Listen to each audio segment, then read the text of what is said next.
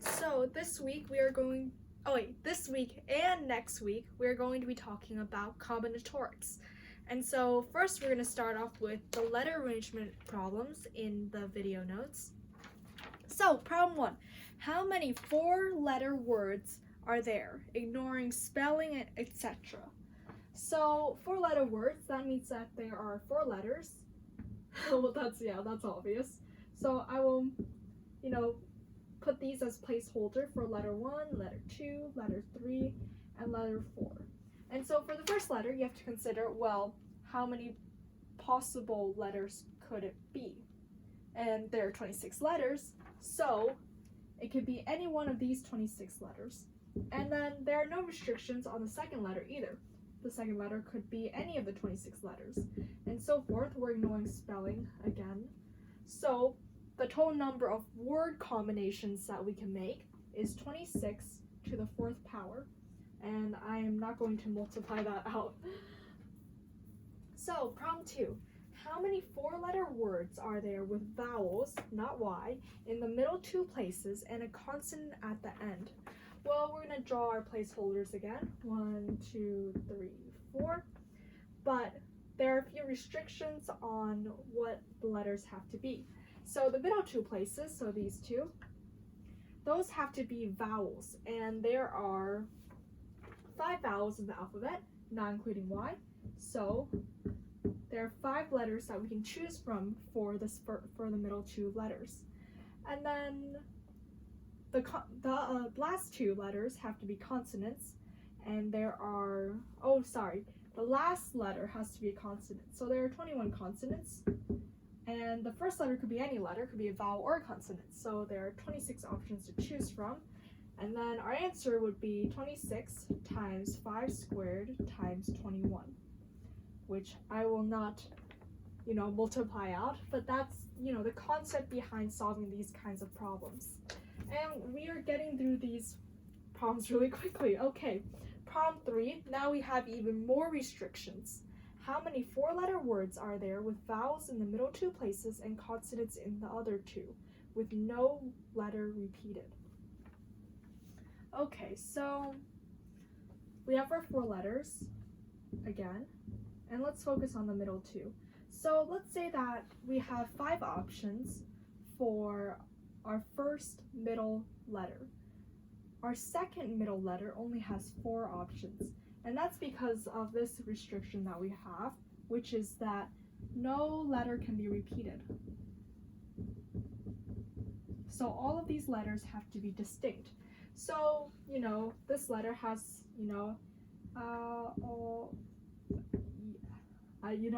isn't there like some kind of song to remember the vowels? A, E, I, O, U. Yeah, I did not write in that order, but whatever. So the middle letter, this particular middle letter has all of these options. But after choosing one of these options, this one only has 4 options. So let's say that the middle letter is A, hypothetically. Then the second letter can only be O, E, I, or U. Or let's say that hypothetically, they do not choose A, we choose I. Then the second middle letter only has the options of A, E, O, U. It doesn't matter which of the 5 we choose, only that the next letter only has 4 options. So we can apply the same sort of logic to the first and the last letters. So they both have to be consonants.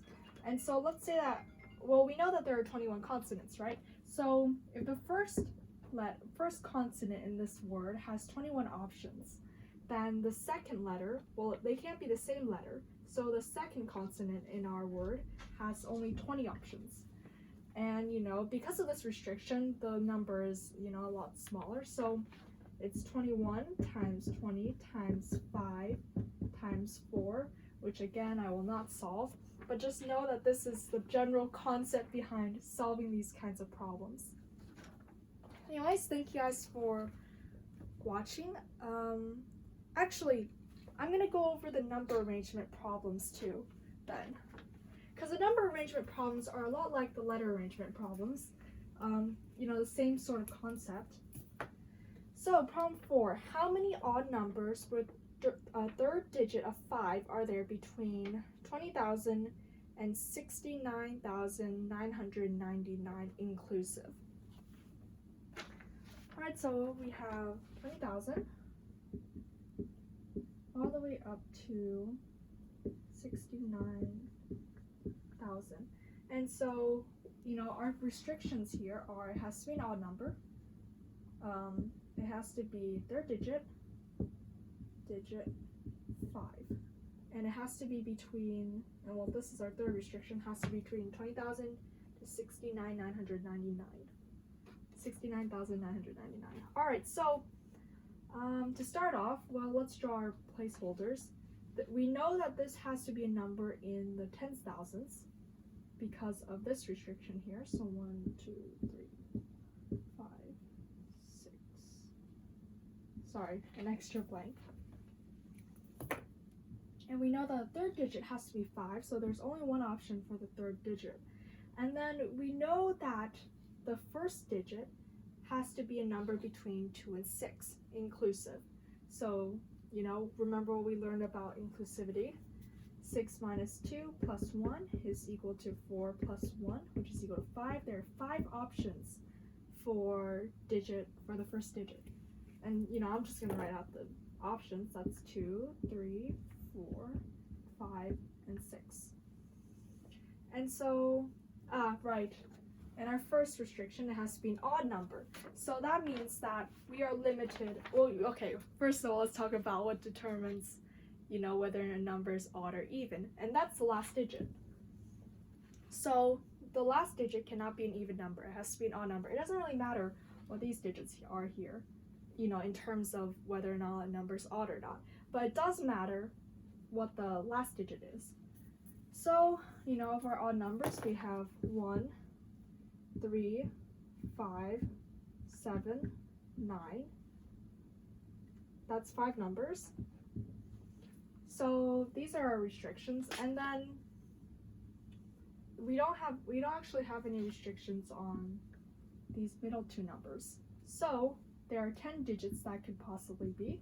That's including 0, by the way. So 0, 1, 2, 3, 4, 5, 6, 7, 8, 9.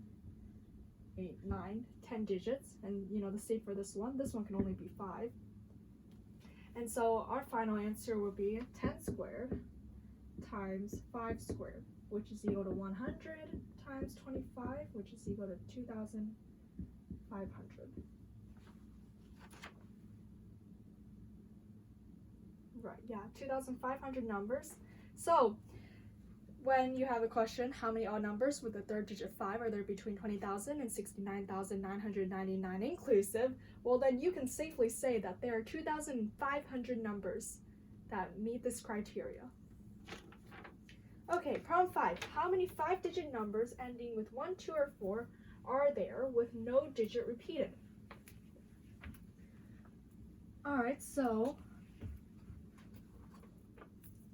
it has to end either 1, 2, or 4, and then I'm going to draw out the placeholders again. 1, 2, 3, 4, 5. Well, let's start in the back. We know that it has to end in 1, 2, or 4. 1, 2, 4, so there are 3 options. And then, now that we have taken, one of these numbers for the last digit, our first digit only has, a few options. Well, in the beginning it only had 9 options because it can't be 0. But because we've already chosen a number for our last digit, it only has 8 options now. And then our second digit has 8 options also because we're, subtracting. Okay, the more I talk, the more confusing this will get. Let's say that this digit here is x, and x could equal 1, 2, or 4. So now that we've already assigned a value to x, and it could be 1, 2, or 4, doesn't matter. Now we have to see what kind of values this could be. So we have, the 9 digits. We have 10 digits total. Like there are 10 different numbers that we can use, right? That's 0, 1, 2, 3, 4, 5, 6, 7, 8, 9. But this first number cannot be 0, and it could not be x. So, it could not be 1, or it could not be 2, or it could not be 4. Doesn't matter what the exact number is. But we know that there are only 8 choices, because that's 10 digits, minus 0, minus x. Now, for our second digit, suddenly it can be 0. So 0 is back in our choices. It could be 0. But it cannot be the first digit, and it cannot be x. Well, let's call this digit y. It cannot be y, and it cannot be x, so it only has 8 different digits to choose from, so that's 8. And so this digit, third digit, can have 7 choices, and the second to last digit can have 6 choices. Because remember, we want them to be distinct. So if we already chosen, one number for this one number for this, and there are 3 possibilities, then there are only 8 possibilities left for the first choice, 8 possibilities left for the second choice, 7, 6, and so on. So then we'll have to, solve this, multiply this out, which I will not do, but here I'll, factor it. No, I won't, but it's 8 squared times 7 times 6 times 3. You can use a calculator for these problems, or you can, try to multiply it out on your phone. Usually in competitions, I don't think they're going to make you multiply numbers this big. Well, it's not terribly big, but it could be a time drainer, I guess, like measuring how fast you can multiply out numbers.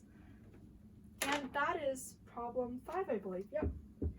So guys, thank you guys for watching this video on letter arrangements and number arrangements. Stay tuned for counting divisors and permutations. Thank you guys!